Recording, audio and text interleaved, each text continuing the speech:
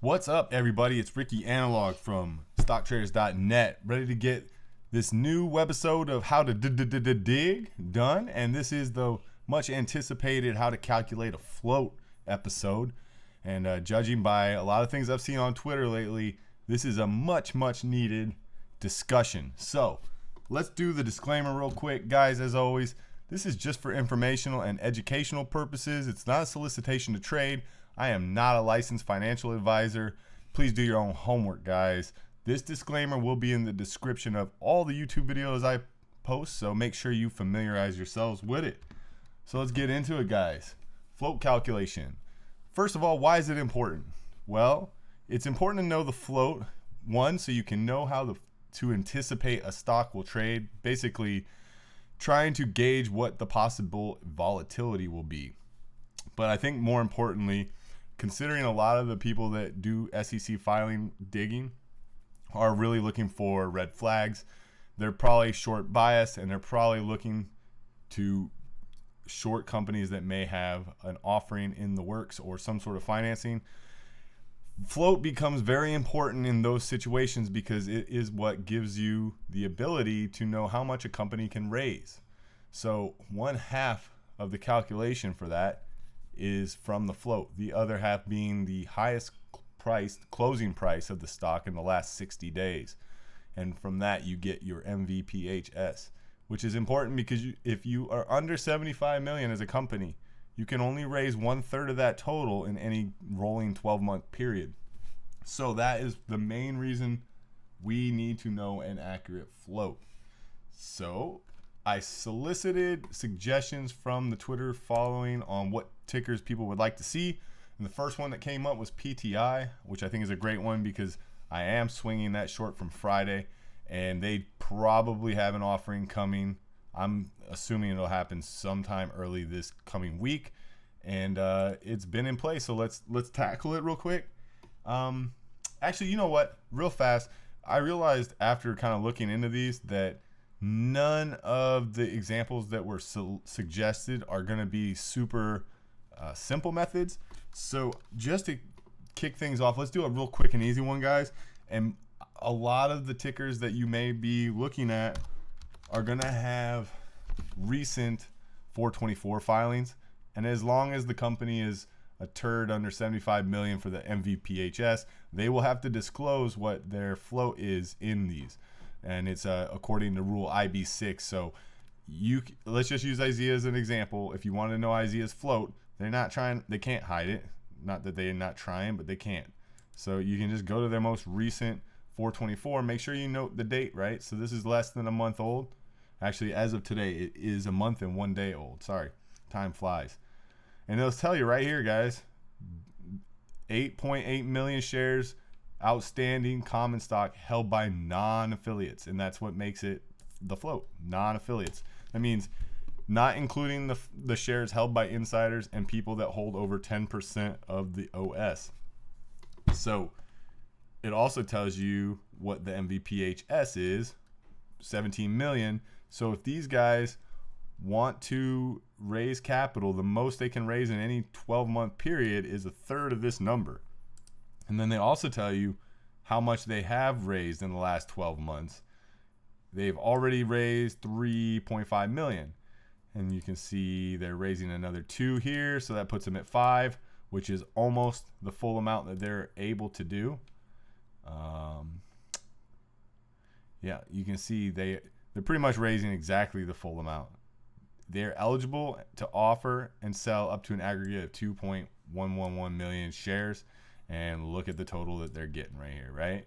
There's a reason that this number is so odd. It's because it was purposely calculated to make the maximum use of the remaining baby shelf restriction leeway that they're given on this. So that's the easy way, guys, if it's a turd. And I actually already did a video on float calculation using that method. It's on the StockTraders.net, their YouTube channel. And it is, I mean, I'm not sure if people didn't know it was out there or not, but I did that video over a year ago, and that tells you how to calculate a float on pretty much the majority of these turds. Now, let's get into the examples people wanted. So the people wanted PTI. Let's do it real quick, baby.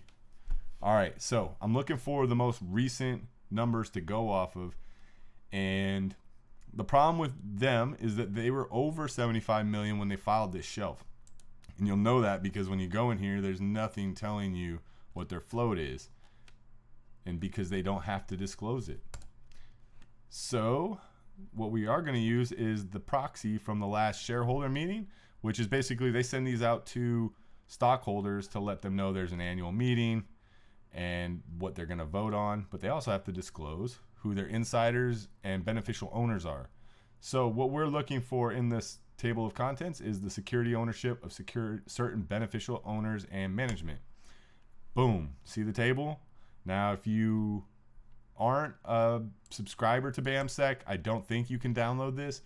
If you're good with Excel, you should probably know how to copy and paste data from a HTML website into Excel. If not, go ahead and Google that or YouTube that.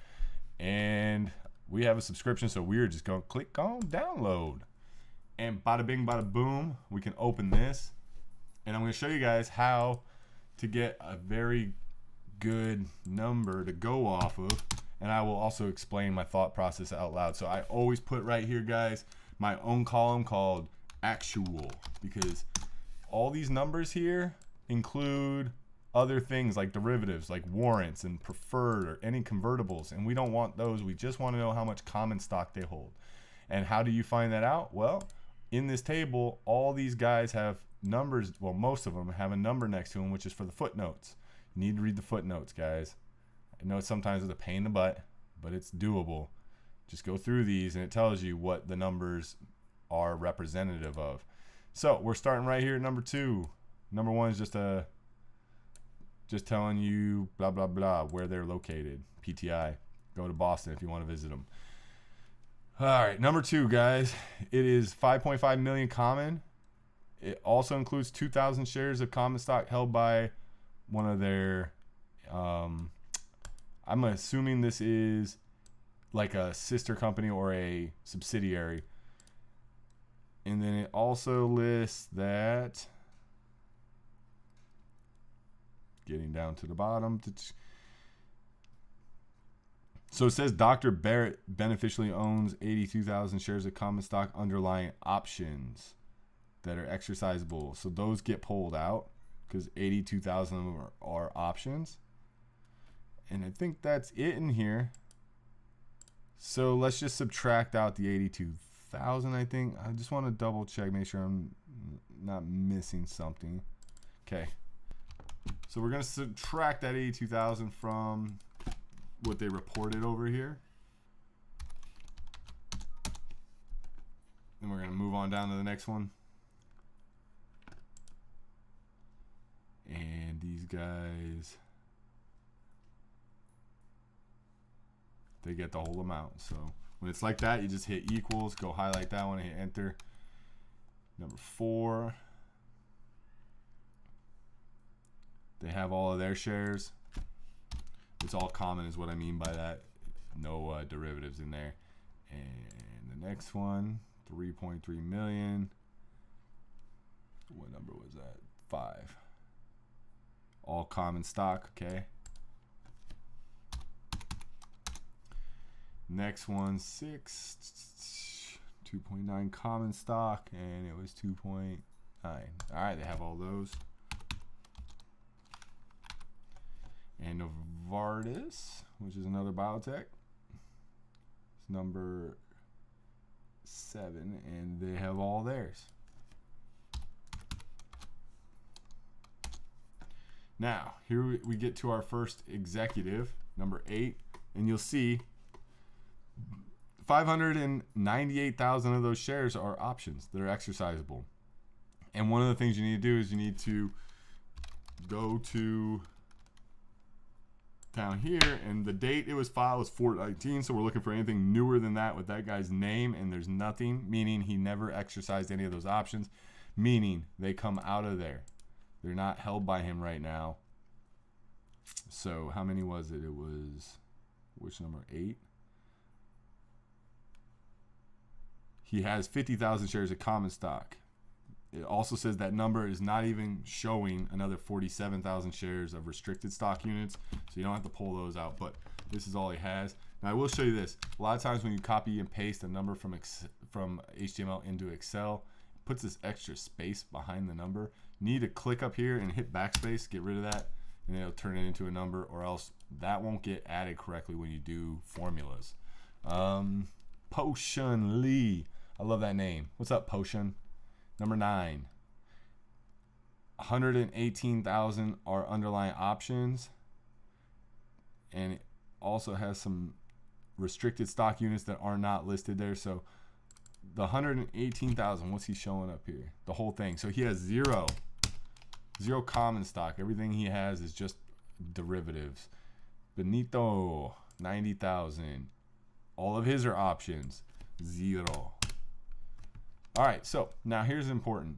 Look at M. James Barrett, number 2. Why did it jump back to 2? That was the same one up here. And look, the shares, 5.6 million, 5.5 million. Remember, he had 80,000 shares, if I'm correct. You know what? I want to see something. How many was it? It was 82,000 shares, right?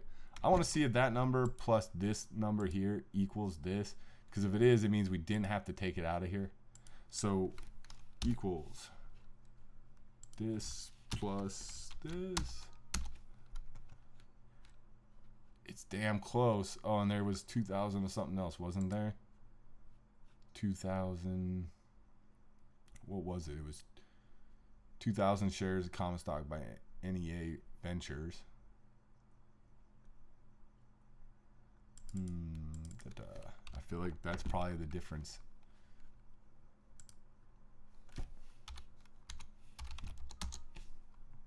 Yeah, see? So yeah, that means that 80-something thousand did not have to come out of there. And it also means that, let's see. Oh, that's why I couldn't see that.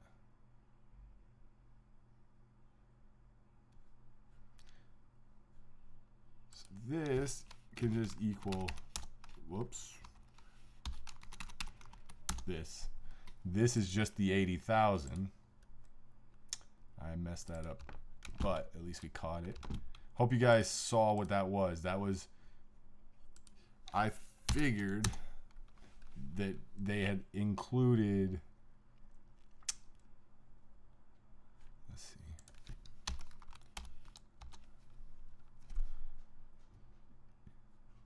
yeah, so this number is just what they own plus what he owned, because he's a beneficial owner of those,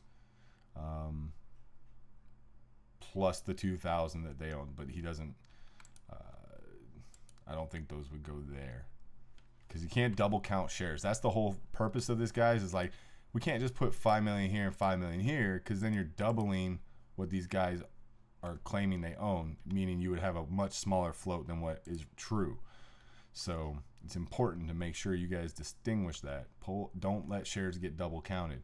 Number 11, options, but he has 266,000 common. Make sure that we delete that backspace. Number 12, 102,000 common stock, and the rest is options. After you guys have done this for a while, this becomes really easy, I'm telling you. See, like, I can pretty much just fly through these. And I mean, granted, take your time and don't make the mistakes. Makes it a lot easier to trust your numbers if you go through them a little bit more carefully. Now look, do not use this 34 million that the OS is based off of. Make sure you use the most current OS, which, if we go look, is right here in the 10Q. We went over that last webisode. 36.7. We're gonna put a thing here and a thing here, and paste that there. Delete that extra space at the end. Now, another thing I want to make sure you guys know how to do. So the only people that are considered affiliates are the people that hold 10% or more. Now, because this was based off 34 million, now that it's 36 million, this guy might not be considered. And let's find out. I will say this, however. They were, when the last S3 was filed, they were over 75 million. So don't worry about thinking that you're trying to catch them with a small MVPHS, because you're not. They're good to go until they file their next 10K actually. So if somebody files an S3 and they are over 75 million MVPHS, they don't have to, they're not restricted by the baby shelf, and they're good until their next 10K rolls around. And at that point, if they have dropped below 75 million, then that baby shelf restriction will be imposed. Now, if they are under 75 million when they file the shelf, and then they, let's say they file 100 million shelf like these guys have, right? Then they get the price up to where it is no longer below 75 million. Then the baby shelf restriction is lifted, and they now have the ability to raise with no limits on the amount they can raise from the baby shelf restrictions. Now, there are other restrictions, but they're unrestricted in that manner until their next 10K, at which point, if they've dropped below 75 million, it will be reimposed. So that is a very key thing to remember. Write that ish down, okay? So what I'm going to do is put a new percent thing here, and we're going to go off of the new OS, and we're going to say equals this divided by this. And we're just going to drag it down.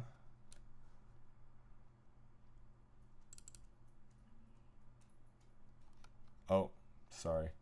I always forget. You need to put, if you want the last part to stay the same, you got to put little dollar signs at the end. Whoops, I think it's actually, it goes at the beginning. Let me fix that. There's actually a shortcut to it, and I forgot it since I'm not in college anymore. Kind of sucks. But put those little dollar signs there, and it keeps that value on C22, which is what we want. See? There we go. Okay, look. This guy's still 10%. Let's add some decimals. Oh, he's not. Okay? Caught you slipping, fool. Now, I want to show you guys something, and this is very important. Let's put a total here.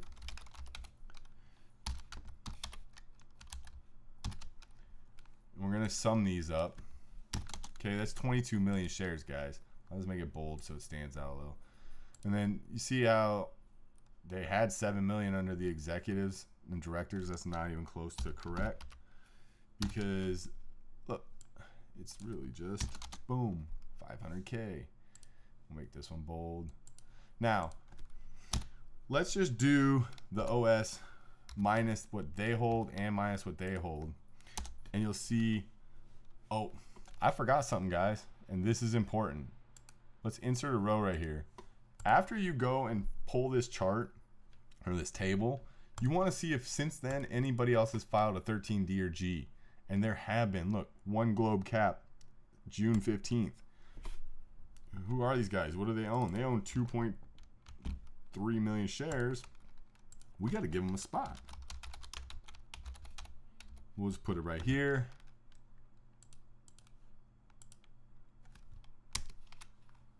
And we want to make sure that the sum includes that one. And we want to make sure we know the percent. It's not a large one, it's 6%. And did it take care? Okay, so look, guys.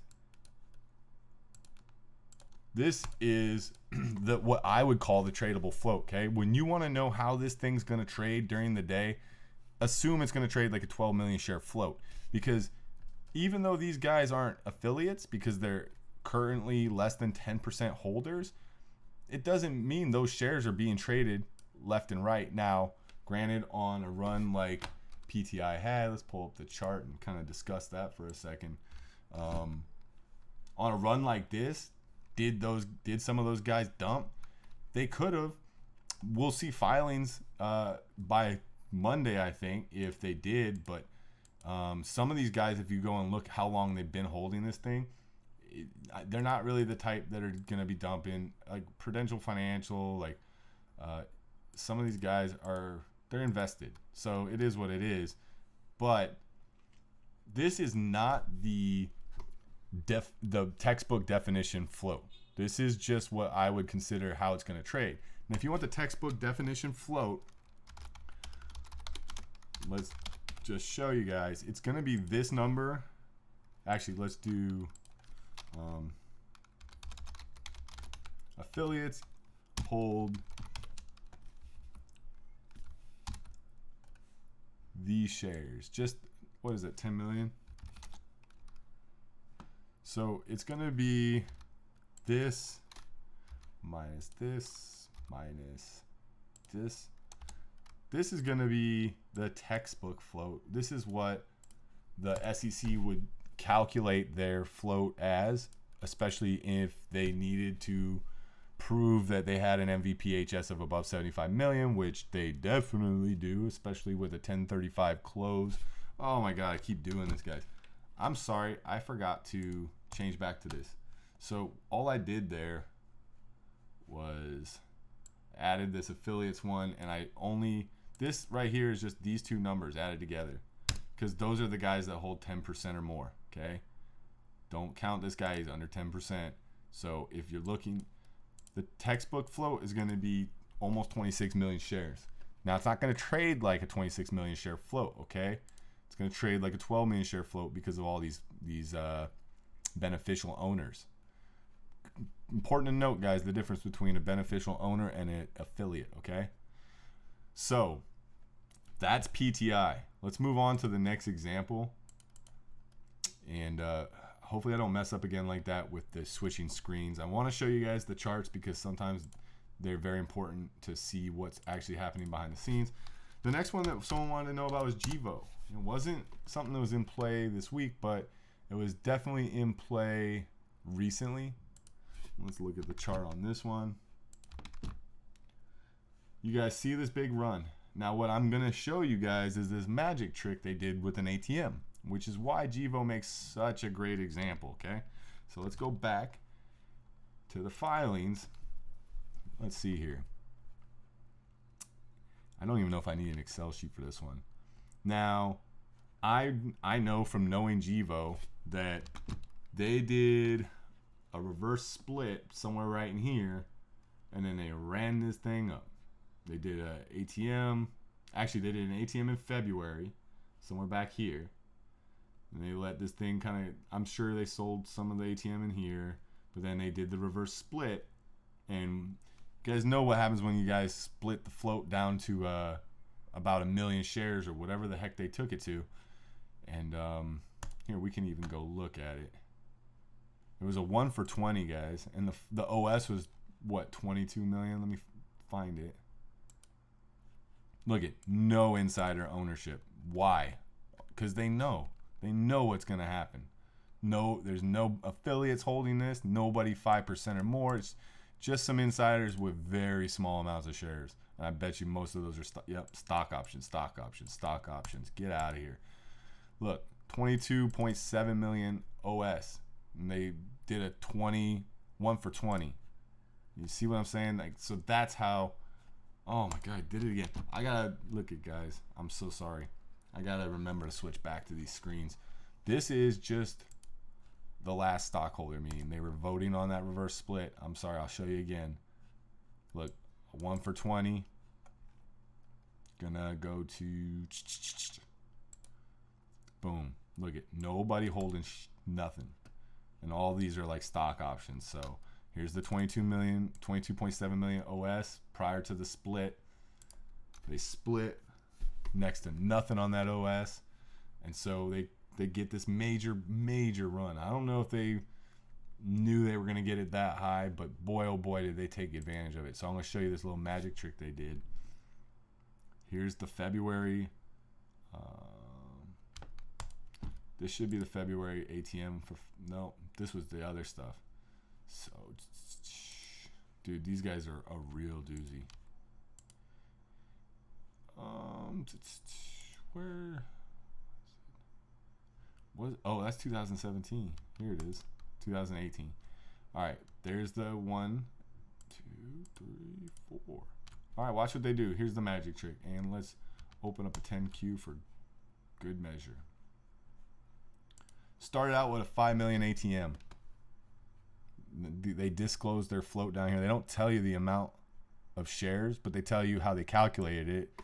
Their MVPHS was 15.8 million, and they tell you on January 4th was the price they used, which is right here. Obviously, this high day.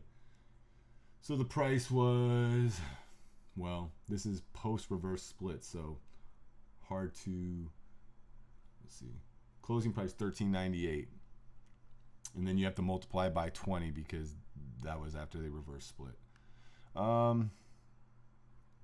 So what did they do? Well, they sold that 5 million.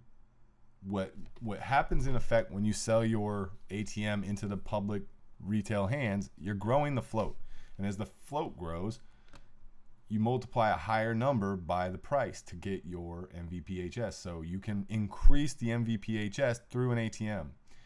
So look what happens. June 20th. Here we are after this big run, right? So now the highest closing price they get to use is 19.5. So let's let's go ahead and open up an Excel sheet. I'm sorry. Let me go ahead and show you the chart. Back here was the closing date on the when they filed the 5 million ATM. Then they reverse split. They get this run. You get this high closing price up here in 1950. So we're gonna go ahead and put 1950 here. I'll even make it look like money so you know that that was the high closing price.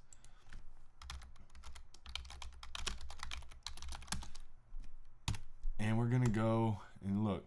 So they sold the 5 million, they got that run, but now with that 1950 as their closing price, their new MVPHS is 45 million. And it shows you, so if you divide 45 million by 3, it's 15 million. But they sold 5 million worth, so now they can raise another 10 million using the same shelf, just amending the ATM. So they add another 10 million. But what happens? Well, they sell that 10 million and boom, MVPHS is now 69 million. And they've currently sold 15 so far. So they're able to sell another 8. What happens? They sell the other 8. And this is all still using that 1950 closing price. So they sell another 8, and all of a sudden it's a magic trick. Look, MVPHS is 90.1 million shares, and now they're over the 75 million. They have had the baby shelf restriction lifted until the next time they file a 10K, at which point, if they have dropped below, they will have it reimposed. However, H.C. Wainwright, somebody should be doing a nice little golf clap for him right now, because this is what Auspex is always talking about, guys. This is what he means by know the names. Pay attention to the names, because it's the same players, guys, just a different ticker. So they ran this very well. So they got the MVPHS they wanted. But here's what we got. We have 90.1 million as the MVPHS. So we can now calculate the float, which is what we're after, right? We're just reverse engineering this case. So this divided by the highest closing price, that's going to tell you what the share count was. So this was the float when they got that last ATM amended for the, what was it, 67 million. Now what I want to show you guys is, here's their OS. Remember that. Let's just put it right here.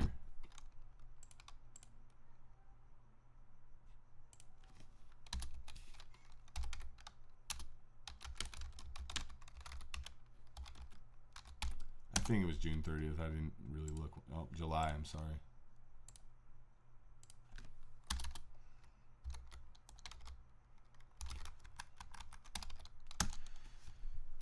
So just remember, guys, with these guys, there is no insider ownership, correct? Let's pull up let's go back to here and let's go and check. Look at this. There's no 13 Ds or Gs. Nobody's taking positions. You can look at these guys. Nobody owns jack, okay? Nothing worth counting. So when you see a company like this where nobody owns anything insider style, the float's pretty much this. But keep in mind, they have that 66 million ATM, and we want to know, what did they tap from it? Well, let's look at the at-the-market on these guys. It's beautiful. So we come down here, and I want to show you a few key things. Right here, this is the statement. In February, they had an ATM for 5 million. In the 3 months since but prior to June 30th, they amended the at-the-market offering program and increased the available capacity by approximately $85 million, meaning $90 million was the total amount of money they've been able to raise from this ATM. And since making it $90 million worth of ATM, they sold 37 of it. So do a little quick math on it, and 90.1 minus 37.4 means they should have, as of the date of this filing, 52.7 million left. Now, what we need to do next is look at the chart and see what the volume tells us. Well, haven't had a whole lot of high volume days for them to sell the ATM into. It doesn't really matter because at this point they're probably just leaking it. They probably sold some here, maybe not. It was a pretty strong green day. You had some shares here that traded 3.8 million, but another green day. But here, look at this, 6 million shares traded, and you have a big red day. I wouldn't doubt that they sold some of the ATM there. So one of the key things about figuring out a float, guys, is knowing that you're never going to have 100% accurate float. It's going to be times like this when you have to just kind of estimate. But you do know that these guys are over 75 million, so that doesn't really matter. They have shelves. In fact, was it these guys? I want to find it. Might not be them. Sometimes you'll see, I think there's one of the examples we're going to go where they actually have multiple shelves. But let's look at GEVO. Oh, I'm sorry. Forgot to change back. Look, so what did they do once they got that 75 million restriction or the baby shelf restriction lifted?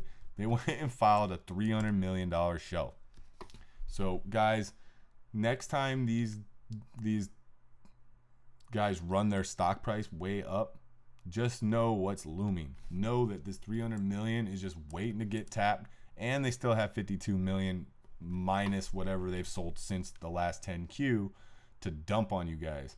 So do not buy this. Don't chase this. I'm telling you, GEVO is anytime someone gets hurt going long on GEVO, somewhere Auspex is taking a tequila shot and punching a wall screaming, why? Okay? Just don't do it. So let's move on to the next example. So GEVO, guys, is around 8 million. And since we might think that they sold about 1 million or so, let's just call it 8.5 to 9. I'm sure the OS is a little more than what the last 10Q shows. But like I said, this isn't going to be a science. It's more of this is more of an art. Okay. So the last example that was given, or the last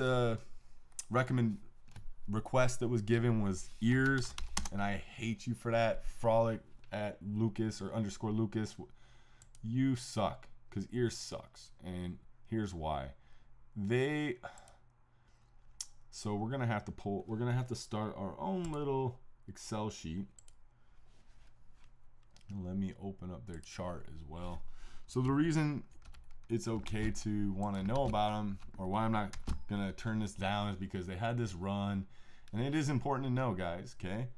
So we want to know, what was that run for? A lot of times you'll see, and why does their daily chart look like that? Well, this is your typical toxic POS turd, okay?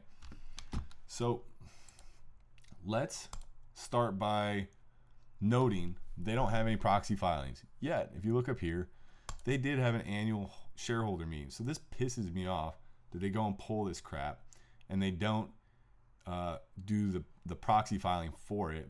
But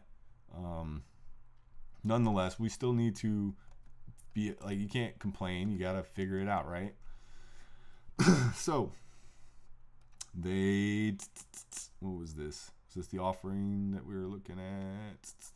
These guys actually have, they have this with Lincoln Park. So it's another red flag. They are another one of the names you'll see repeatedly, guys. This is a resale of shares that they've acquired through a purchase agreement with them for $10 million, okay? So those shares can be dumped. Regardless, we still need to know what the float is. And with a company like this, where is their, here it is. The last offering they did, guys, 18 million shares. And this is how we're going to play this, okay? Come down here and grab the common shares to be outstanding after the offering. We're going to have to use this as our starting point.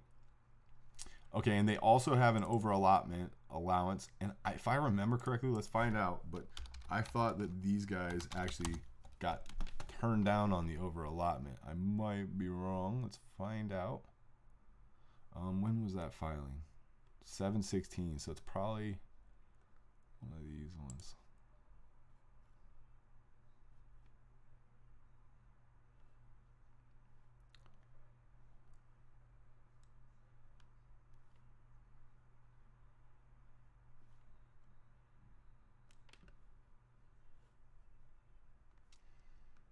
Sorry guys, I was just reading that.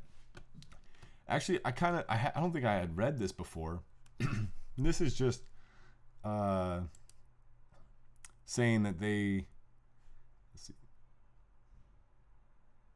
they did not meet the minimum MLVS, I think, yeah, market value of listed securities. But they do say in here, guys, about the offering that they sold 0 of those pre-funded warrants, which is awesome, because originally I was thinking, you know, we don't know if people bought the pre-funded warrants or if it was all common. Now I know. This is great. So we're gonna go ahead and use that as the basis of well, as a ground assumption, okay? Because you'll see why in just a minute, okay? Now there was an over allotment, and I thought I read somewhere that they didn't take it, but even if they did, let's go ahead and say they did. So we're gonna come down here, back to where we were, and we're gonna use, we'll use this 27 million figure.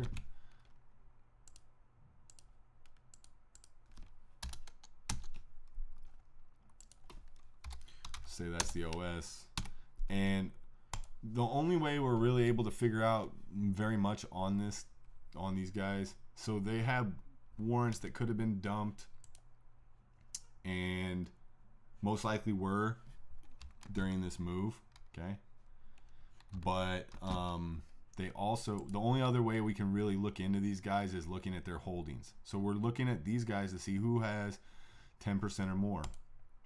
And it's kind of a rough estimate, guys. So these guys have 2 million, and we're just gonna start putting these over here, okay?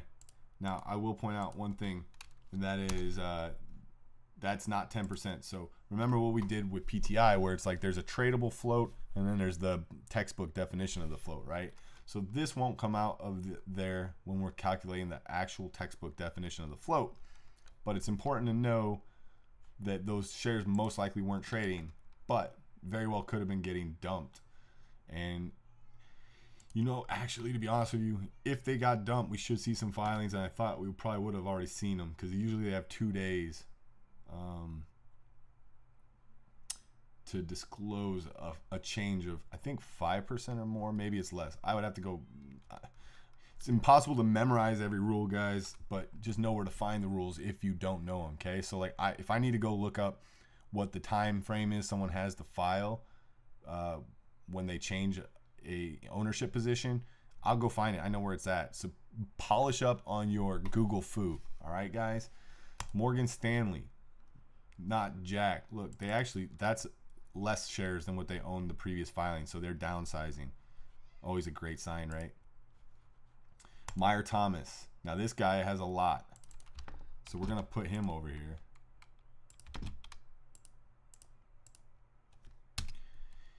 And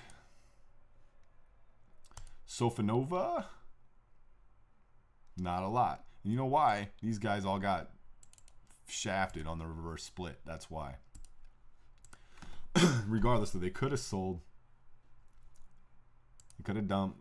Wouldn't have done as much. You know, with the volume, these things. Look at the volume these things have been putting in, guys. You see this? This is 76 million shares traded that day. That's crazy for this company. Look at the history. Never anything like that. So, and that's it. That's all of them, guys. So out of this OS, the only one that would actually get pulled for the textbook float is this 6 million shares. So it's still a 20 million float. If you want to know what it's going to trade like, take another 2 million out of there. It's like 18 million, okay? So that's how ears would have been done. Again, it's not a science. You're not going to get an exact float. And guess what? I want to show you something about this Meyer Thomas fellow. If you read these 13 G's and 13 D's, you're going to find some nuggets. And one of the nuggets I found in here, I wish I had found it a long time ago, this guy, shares were locked up. Guess when they became, I'm so sorry, guys. Here we go. Look, what I was doing is saying, I want to show you something about this Meyer Thomas fella. Scroll down to the bottom, and I just highlighted this. His shares were locked up, and guess when they became unlocked? October 7th. So going back to this chart, October 7th is right here. So what do you think happened during this run? You think that guy didn't dump? I don't know. We're going to find out because he will file if he dumped a large percentage. Maybe he just sold some, but this guy's a major holder, right? How much has he got? 24%. And I want to see, is that...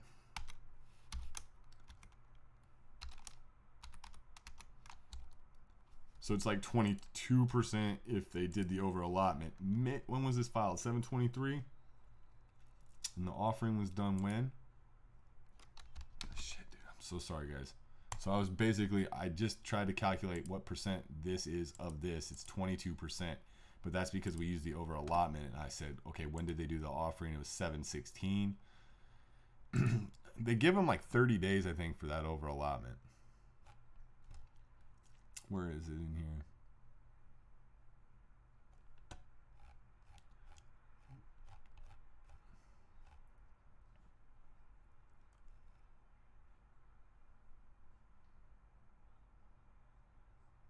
$30 days. So if this was filed after 8/16, if this Meyer Thomas guy filed this after 8/16, it would help me to know if they did the over allotment or not. But I actually, out of curiosity, I'm going to use this other number and see if that gives me the 24%. And then we're going to, if that does, then I'm going to assume that they probably didn't do the over allotment.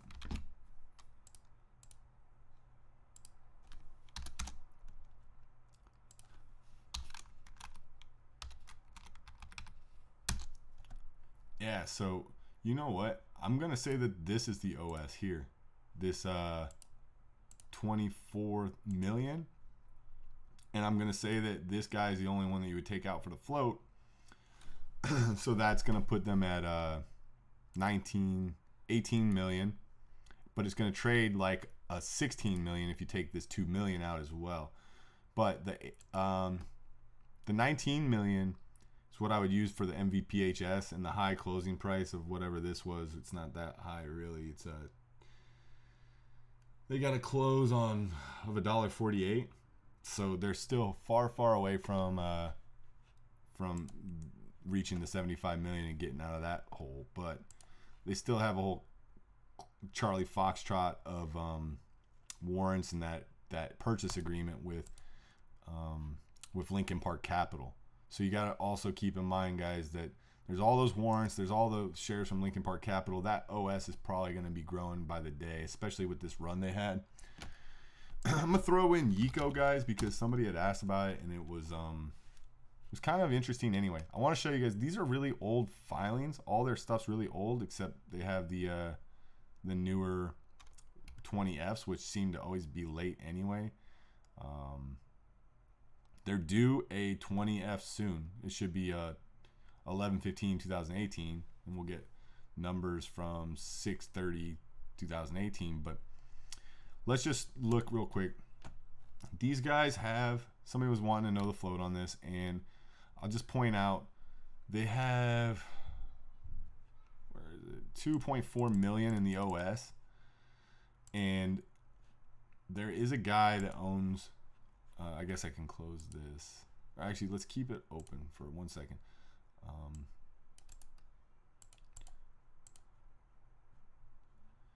Let's, real quick.